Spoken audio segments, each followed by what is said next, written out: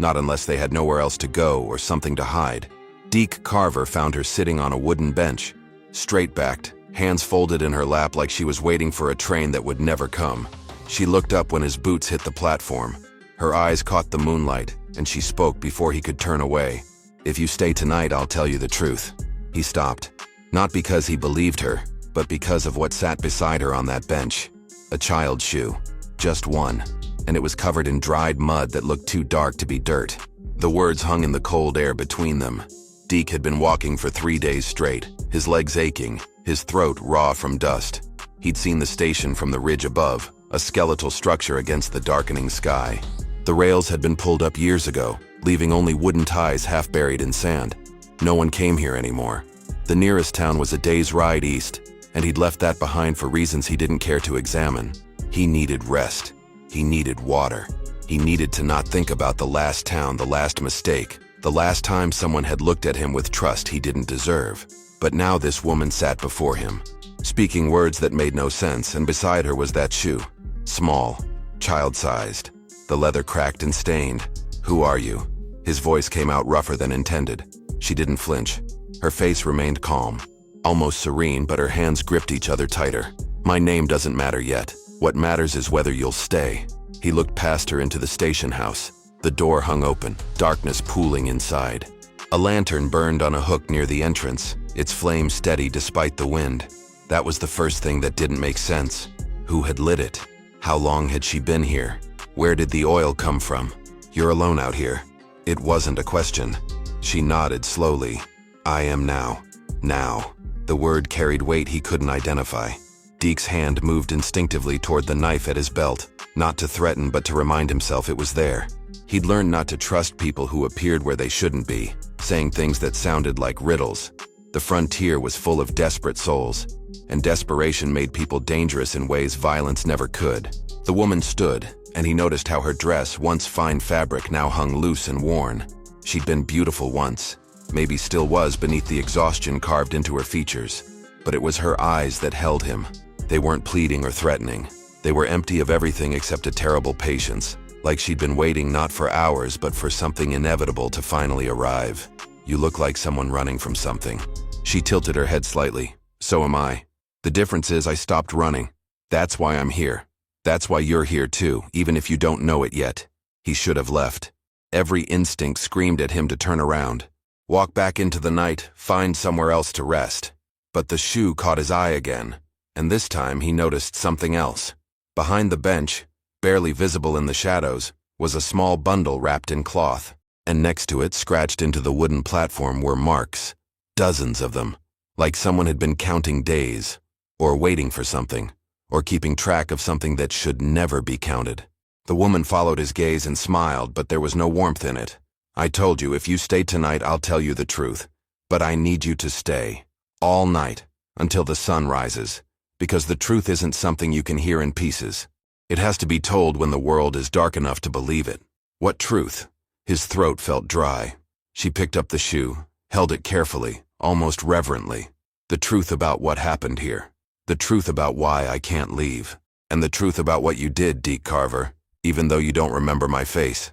His blood went cold. She knew his name. How? He'd never seen her before. He was certain of it.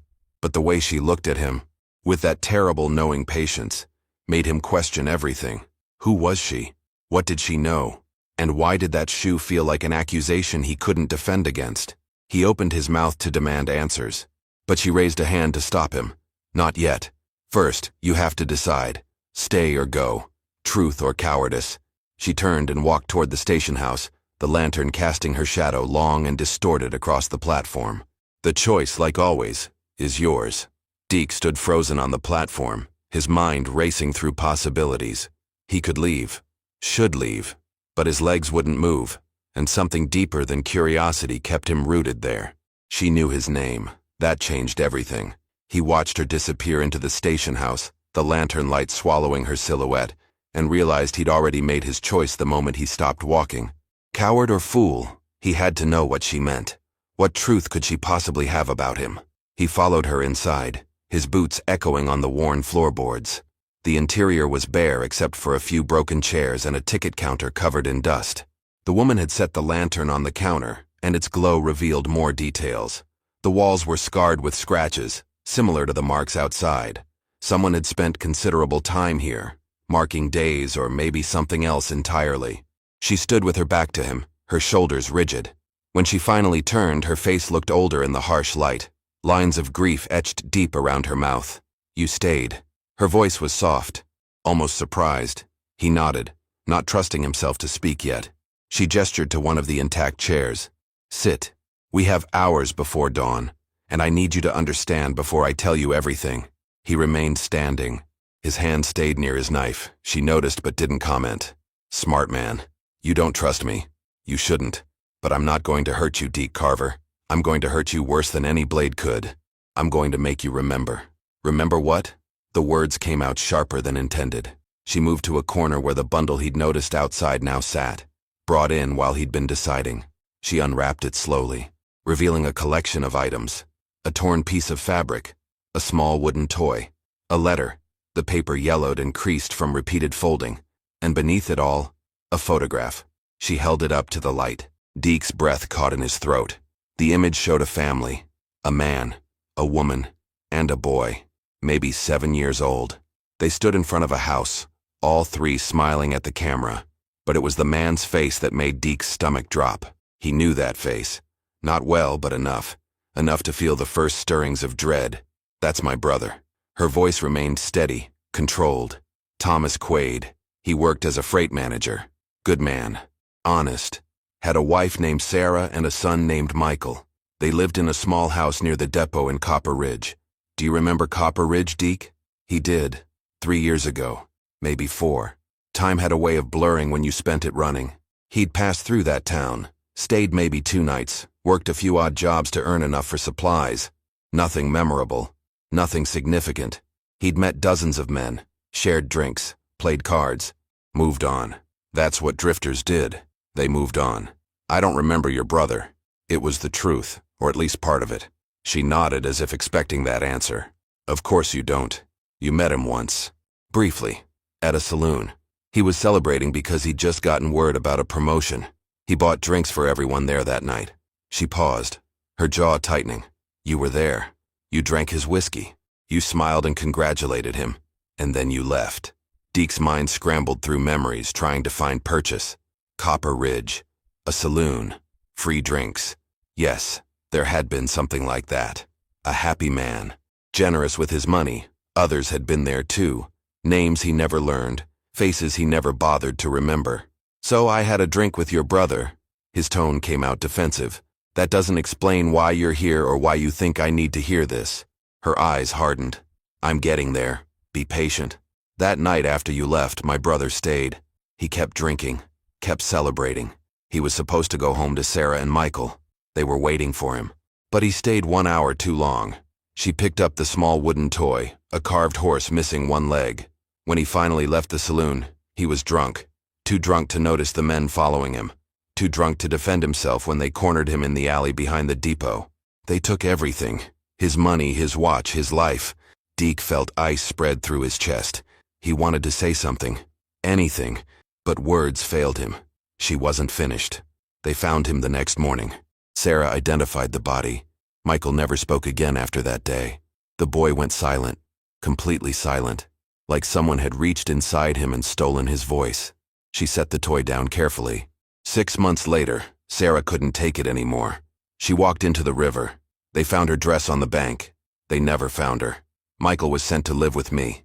I tried, Deke Carver. I tried so hard to reach him, to bring him back. But he was already gone. Just a shell walking around, waiting for permission to stop existing. Where is he now? Deke's voice barely rose above a whisper. She looked directly at him, and for the first time he saw tears gathering in her eyes, though none fell. Dead. 2 years ago. He walked out into a snowstorm and never came back. We found his body 3 days later, frozen, still holding that wooden horse his father had carved for him. She wiped her face with the back of her hand. So that's 3 lives. Thomas, Sarah, Michael, all gone because my brother stayed 1 hour too long at a celebration. Because he was too drunk to defend himself. Because no one walked him home. Deke's mouth had gone dry. This was grief talking. raw and sharp, looking for somewhere to land. But what did it have to do with him? I'm sorry for your loss, but I didn't kill your brother. I didn't rob him. I just shared a drink. She smiled then, cold and terrible. No, you didn't kill him, but you watched it happen, and you did nothing to stop it. The words hit him like a physical blow. What are you talking about? I wasn't there. I told you. I left before he did. Did you? She stepped closer, close enough that he could see the exhaustion carved into her features. Or did you stand in that alley, hidden in the shadows, and watch while 3 men beat my brother to death? Did you stand there and do nothing because getting involved wasn't worth the risk? Did you walk away while he bled out on the ground, calling for help that never came? No. The denial came automatically, but even as he said it, something shifted in his memory. That night in Copper Ridge, he'd left the saloon, yes, but he'd heard shouting. He'd seen shadows moving in the alley. He'd paused, just for a moment, weighing the risk of interference against the safety of anonymity, and then he'd walked away. He'd told himself it wasn't his business. Men fought in alleys all the time. Getting involved only brought trouble. So he'd walked away, found a place to sleep, and left town the next morning before sunrise. He'd forgotten about it, or convinced himself he had. But now, staring at this woman's face, at the photograph of a smiling family that no longer existed, the memory returned with brutal clarity. The sound of fists hitting flesh, a voice calling out, then silence, and he'd kept walking. How do you know? His voice shook. How could you possibly know I was there? She reached into her pocket and pulled out another item, a piece of paper, folded carefully. When they found Thomas's body, he had this clutched in his hand. It took weeks before the sheriff could get it open without tearing it. She unfolded it slowly, revealing a crude sketch, a man's face, drawn in pencil. The features were rough but recognizable. A scar along the jaw, eyes that looked tired and distant. It could have been anyone, but Deke knew with sinking certainty that it was meant to be him. Thomas drew this before he died. She kept her voice level. His last conscious act was trying to describe the man who watched him die, the man who could have helped but chose to walk away instead. Deke stared at the sketch, his hands trembling. The face staring back at him was crude but unmistakable. The scar, the tired eyes, the set of his jaw. He wanted to deny it, to call it coincidence or imagination, or the desperate invention of a dying man. But he couldn't, because he remembered now with perfect and terrible clarity that moment in the alley, the pause, the calculation, the decision to keep walking. His throat tightened until breathing hurt. I didn't know. The words sounded pathetic even to his own ears. She folded the sketch carefully, placing it back with the other items. That's what everyone says, isn't it? I didn't know. I didn't mean to. I didn't think it would matter. She moved to the window, looking out at the empty darkness. But it did matter. It mattered to Thomas when he lay dying in that alley. It mattered to Sarah when she couldn't sleep anymore, haunted by questions that had no answers. It mattered to Michael when he stopped believing the world held anything worth speaking about. Why did you bring me here? Deke's voice came out hoarse. Why track me down?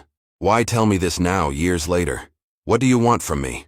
She turned back to face him, and something in her expression had shifted.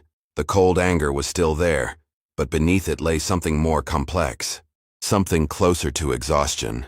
Because I needed to know if you'd stay, if you'd listen, if you were capable of facing what you did instead of running from it like you've been running from everything else in your miserable life. He flinched at the accusation, but he didn't argue. She was right. He'd been running for years, never staying anywhere long enough to put down roots or face consequences. Always moving, always alone, always convinced that solitude was safety. But it wasn't safety. It was cowardice dressed up as independence. And now, standing in this abandoned station with a woman whose family he'd helped destroy through inaction, he finally understood what he'd been running from. Himself. His choices. The weight of all the moments when he could have been better but chose to be nothing instead. I can't undo it. He met her eyes, forcing himself not to look away. I can't bring them back. I can't change what I did or didn't do. She nodded slowly. No, you can't. So what do you want? Apology? Revenge? What am I supposed to give you that would make any difference? She walked back to the counter, her fingers trailing along the dusty surface. I want you to understand something. When Thomas died, I was angry, furious. I wanted someone to blame, someone to punish. The men who killed him were never caught. They vanished like smoke. But you I could find. It took me 2 years of asking questions, following leads, tracking rumors. I learned that you never stayed anywhere long, that you worked odd jobs and moved on, that you had no friends, no family, no one who would miss you if you disappeared. Deke felt his hand move toward his knife again, but she shook her head. Don't. I'm not going to kill you. I thought about it, planned it, imagined it 1,000 different ways. She laughed, but the sound held no humor. But then I realized something. Killing you would be too easy, too quick. You'd die without understanding what you took from the world, without feeling the weight of it. So I decided on something else, something worse. I decided to make you remember, to make you carry it, to make sure that every day for the rest of your life you'll see their faces.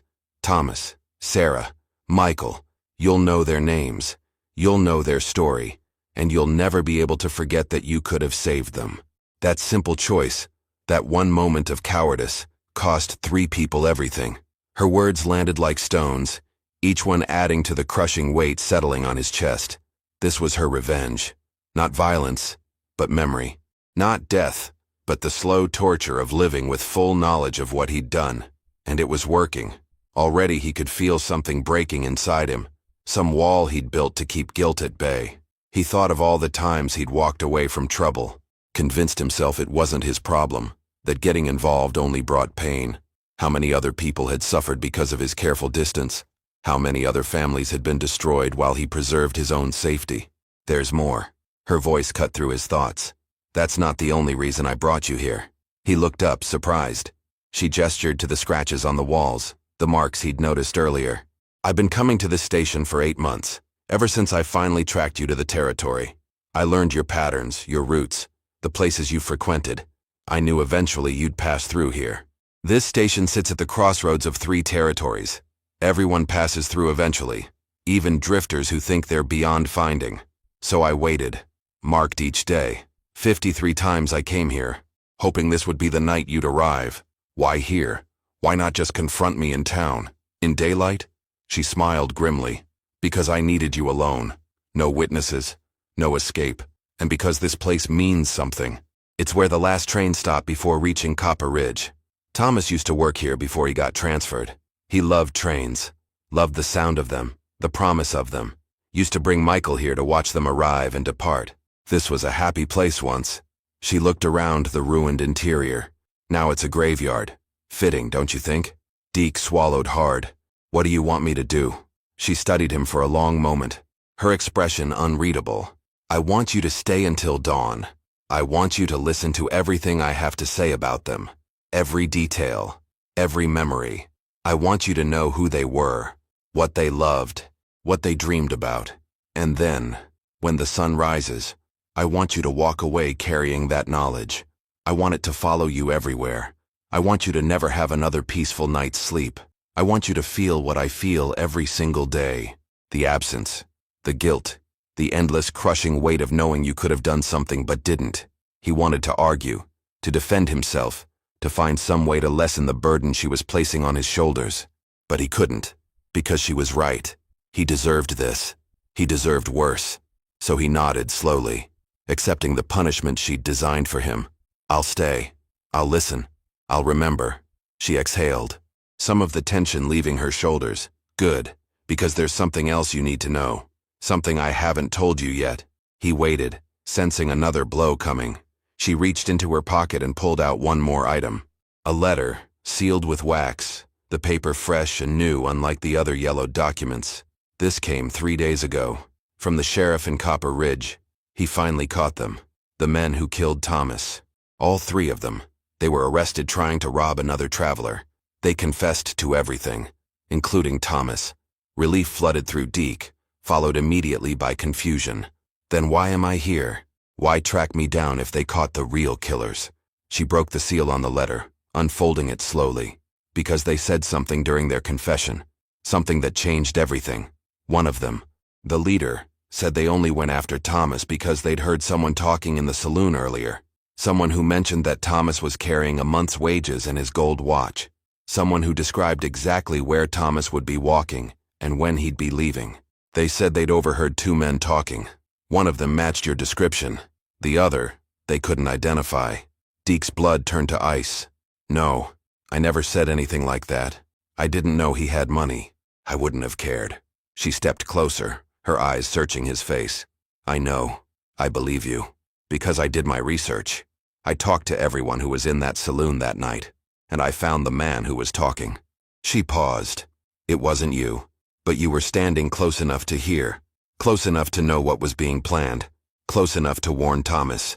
And once again, you chose silence. Once again, you walked away. The room seemed to tilt. Deke gripped the back of a chair to steady himself, his knuckles white against the wood. Memory crashed over him in waves, each one more damning than the last. The saloon. Two men at the bar. Voices low but not low enough. One of them describing a freight manager who'd just gotten paid. Easy target, the man had said. Walks home alone. Drinks too much. Won't see it coming. And Deke had heard every word. He'd stood there, drink in hand, weighing the risks of getting involved. Stranger's business, he'd told himself. Not your problem. So he'd finished his whiskey and left. And within hours, Thomas Quaid was dead in an alley. You remember. It wasn't a question. Ivy watched his face, reading the truth there like words on a page. He couldn't deny it anymore. Yes. The admission felt like swallowing broken glass. I heard them. I knew something was going to happen. She nodded, her expression unchanging. The bartender remembered you. Said you looked nervous after those men started talking. Said you left quickly, like you wanted distance from whatever was coming. He also said you looked back once through the window before disappearing down the street, like you were considering doing something. But you didn't. Deke sank into the chair, his legs no longer willing to support him. This was worse than he'd imagined, worse than simple cowardice. He'd had specific knowledge of a planned crime and chosen silence. That made him complicit. That made him almost as guilty as the men who'd actually swung the fists and stolen the life. Why are you telling me this now? His voice came out hollow. Why not just turn me over to the law? Let them decide what I deserve? She laughed, sharp and bitter. Because the law doesn't care about what you didn't do. They care about what you did. And technically you didn't break any laws. You didn't rob anyone. You didn't assault anyone. You just stood by and let evil happen. That's not illegal. It's just monstrous. The word hit him like a slap. Monstrous. Was that what he was? He'd never thought of himself that way. He'd always believed he was simply practical, self-preserving, smart enough to avoid trouble. But now, seeing himself through her eyes, through the lens of 3 destroyed lives, he understood the truth.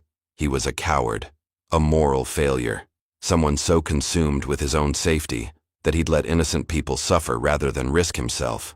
How did you find me? He needed to change the subject, to find some ground that didn't feel like quicksand beneath his feet. How did you track me across 3 territories? She pulled a small notebook from her pocket, worn leather with pages filled with cramped handwriting. I became someone else, someone who could do what needed to be done. I learned to ask the right questions, to follow trails most people wouldn't notice. Every odd job you took, every town you passed through, every person you spoke to, they remembered something. A man with a scar, a drifter who never stayed long, a worker who kept to himself. She flipped through the pages. It took time. Money I didn't have, but I was patient. And eventually all those fragments came together. They led me here. Deke looked at the notebook, seeing months or maybe years of obsessive research condensed into those pages. This wasn't just grief. This was something darker, more consuming. She'd sacrificed everything to find him, to bring him to this moment. What happened to your life, your work, your home?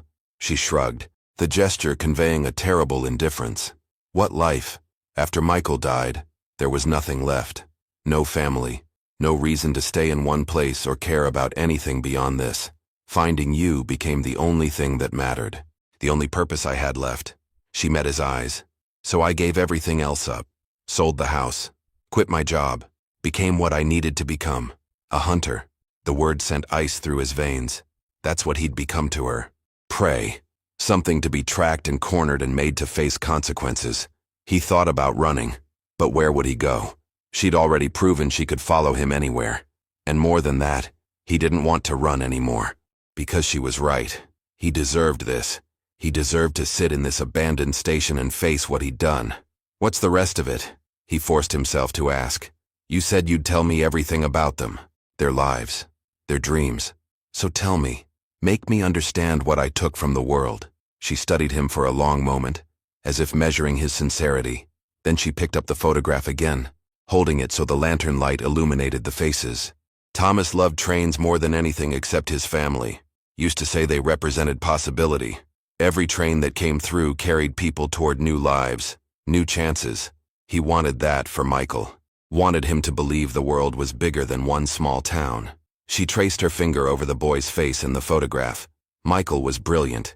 Could do mathematics in his head faster than most adults could with pencil and paper. Thomas was saving money to send him to a real school, somewhere he could develop that gift. Sarah made clothes, beautiful dresses that women would travel from other towns to buy. She had steady hands and an eye for detail. Thomas used to joke that she could make anything look elegant, even him. They were happy, genuinely happy. The kind of happiness that's rare and precious and should have been protected. Her voice cracked slightly. And it could have been, if one person had spoken up, if one person had valued their lives more than his own comfort. If you had been brave for just 5 minutes, they'd all still be alive.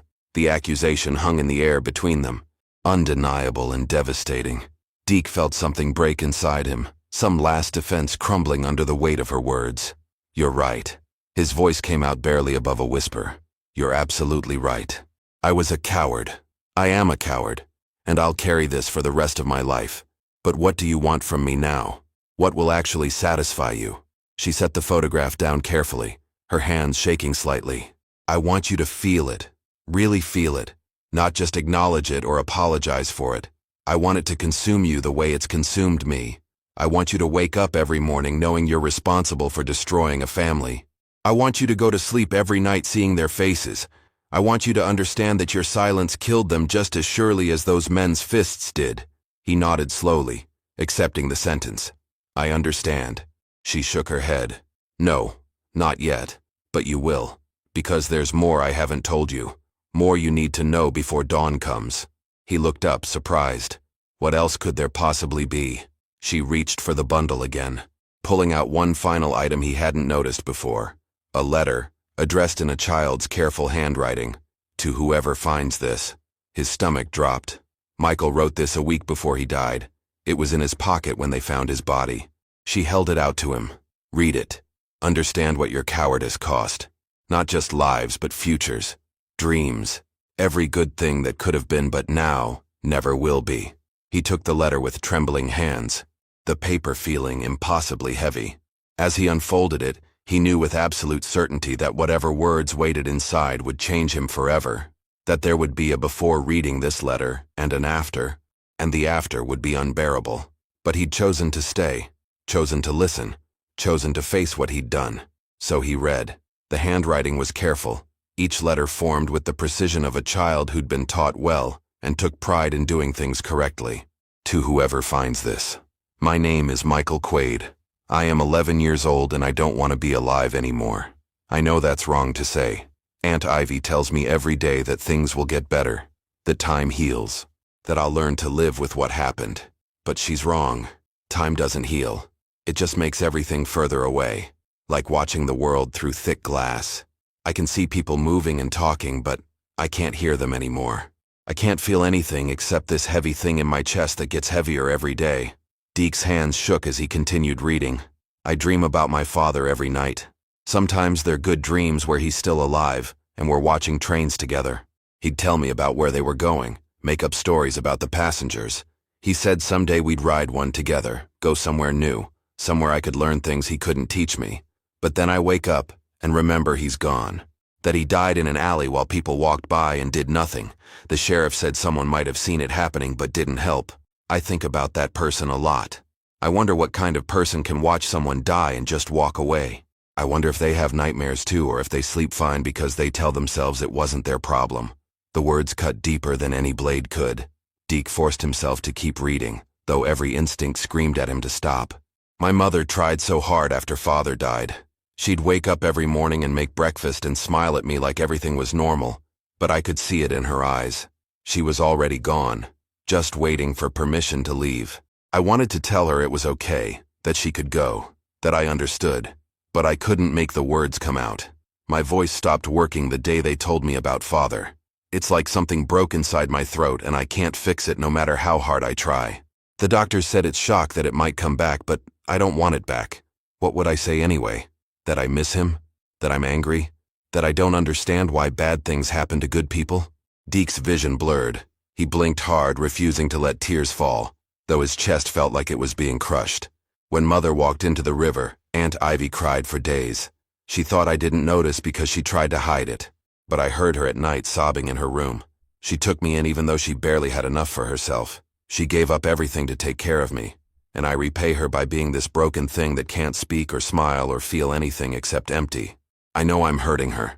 I know she deserves better than having to watch me fade away little by little. That's why I've decided to stop. Not because I'm brave, but because I'm tired. So tired of carrying this weight. So tired of pretending tomorrow might be different. The letter continued.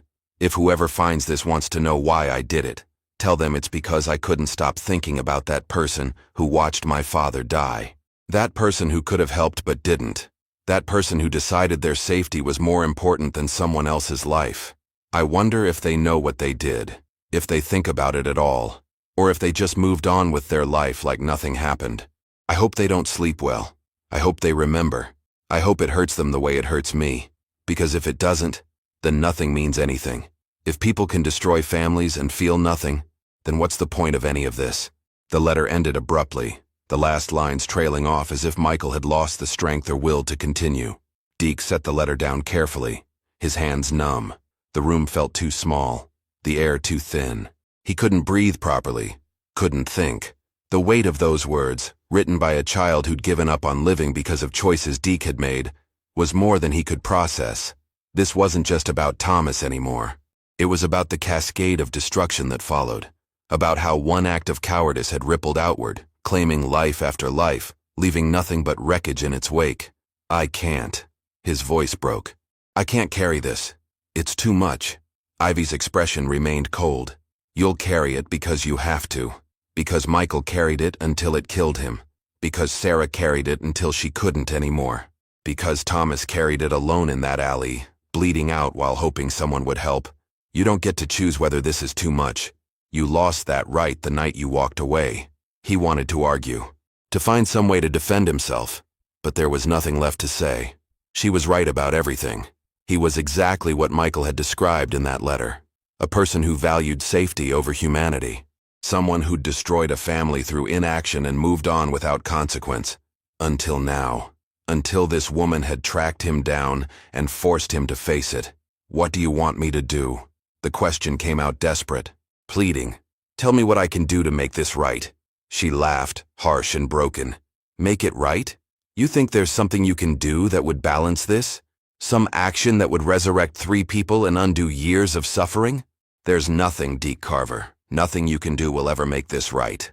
That's the point. That's what you have to live with. The complete and total impossibility of redemption. The words landed like hammer blows. No redemption. No path forward except carrying this burden forever. He thought about his own life, the years of drifting, the careful distance he'd maintained from everyone and everything. He'd thought he was protecting himself, staying free, avoiding the pain that came with attachment. But really, he'd been running from this moment. Running from the inevitable reckoning with who he really was. A coward. A moral failure. Someone whose existence had made the world actively worse. Can I ask you something? His voice came out hoarse. She nodded. Why did you really bring me here? To this specific place? You said it was where Thomas worked.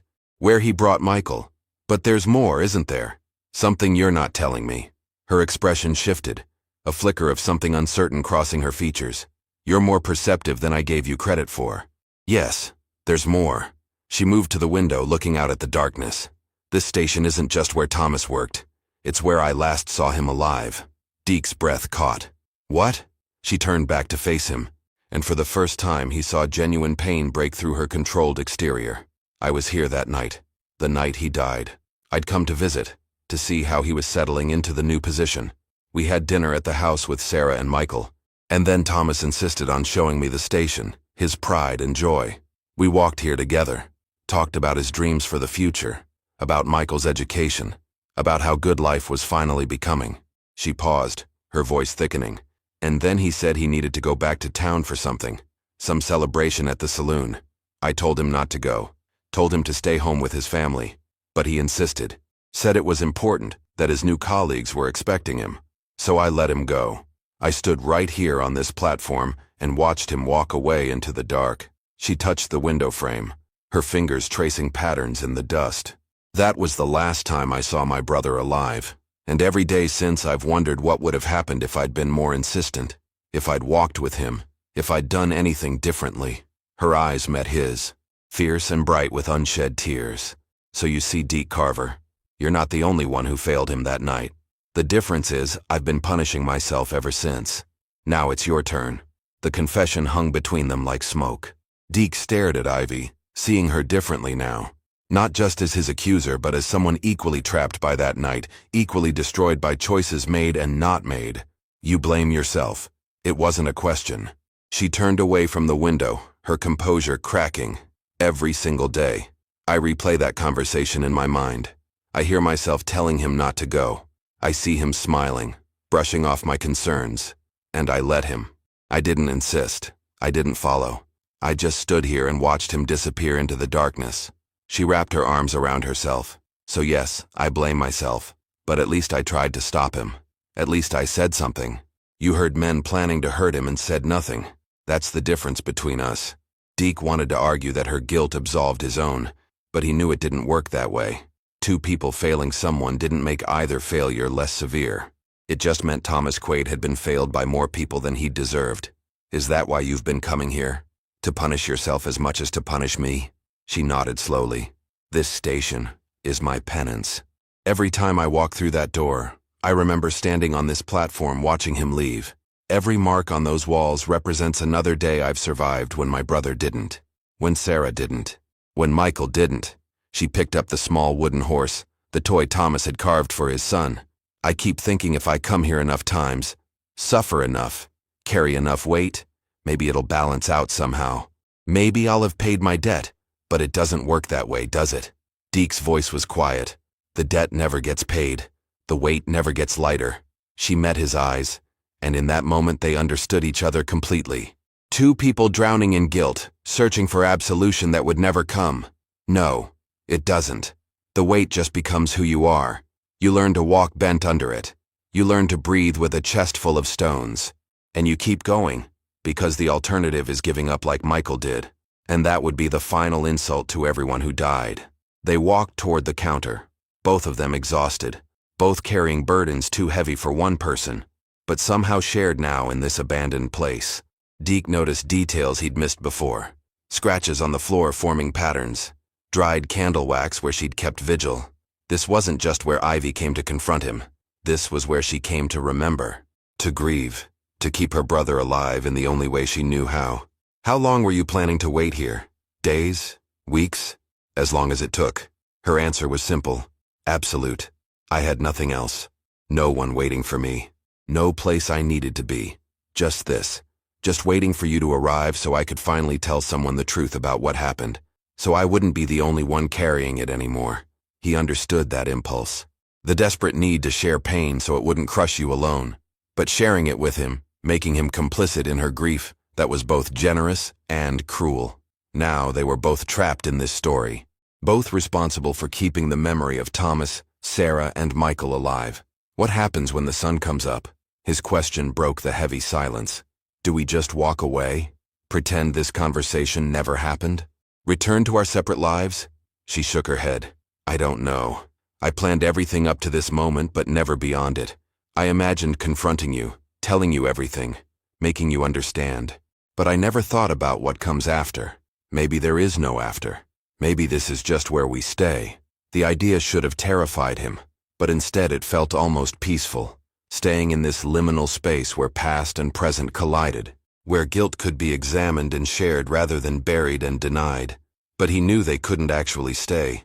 Dawn would come regardless of their wishes, and with it the requirement to move forward somehow. I need to tell you something.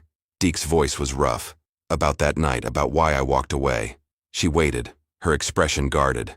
When I heard those men planning, I didn't just think about the risk to myself. I thought about all the other times I'd gotten involved, tried to help, tried to do the right thing. And every single time, it had ended badly. People I'd tried to help ended up worse off. Situations I'd tried to fix became more complicated. So I'd learned to stay out of things, to keep my distance, to let people sort their own problems. He paused, knowing how inadequate this sounded. I'm not saying it was right. I'm saying it was a pattern. A survival strategy that had kept me alive but had also turned me into someone who could hear a man's death being planned and do nothing. That doesn't make it better. Her voice was flat. If anything, it makes it worse. You had a history of trying to help and failing, so you stopped trying altogether. You chose your own comfort over the possibility of failure. He nodded. Yes, that's exactly what I did. And I can't undo it. I can't go back and warn Thomas. I can't save Sarah from the river or Michael from the snow. All I can do is stand here and admit that I'm the kind of person who fails when it matters most. The kind of person who convinces himself that doing nothing is the same as doing no harm. She studied him for a long moment, her expression unreadable.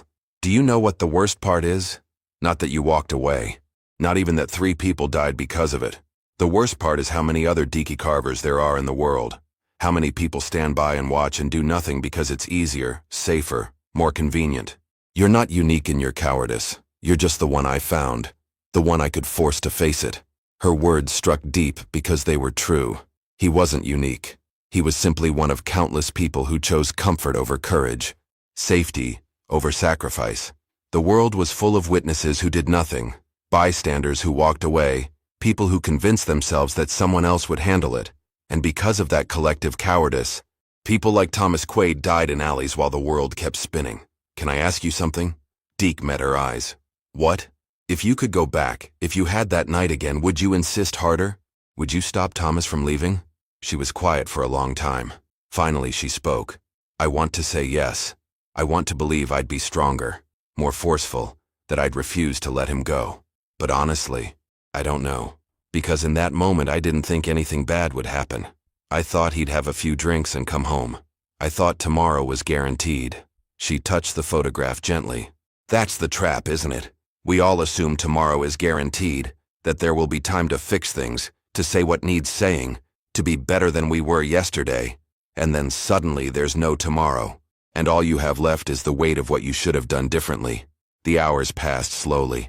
Ivy told him stories about Thomas, about their childhood, about the man he'd been before that night ended everything. She spoke about Sarah's talent with fabric, how she could take scraps and turn them into something beautiful. She talked about Michael's mind, how he'd solve problems other children couldn't even understand. And with each story, Deke felt the weight grow heavier, the reality of what had been lost become more concrete. These weren't abstract victims. They were real people with dreams and talents and futures that should have unfolded but never would.